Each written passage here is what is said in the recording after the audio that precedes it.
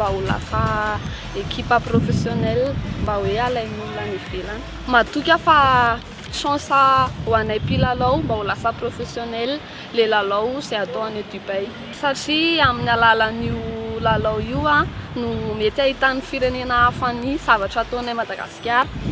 Tsika gasy manko manana talenta dia amin'io ngamba ny mety fotoana anehoana izany.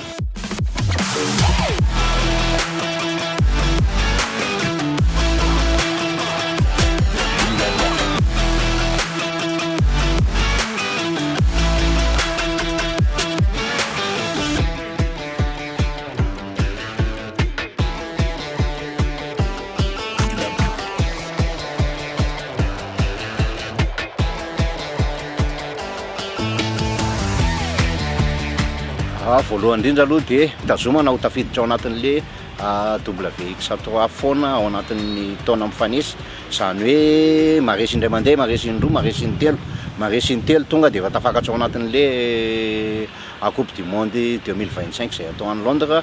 Faharoa tafiditra ao anatin'le haute performance ahafahana manao an'le semi professionnel, izany hoe afaka misitraka ny tampikarama ireo mpilalao tsirairay avy amin'ny taona etsehana ny Coupe du Monde manaraka.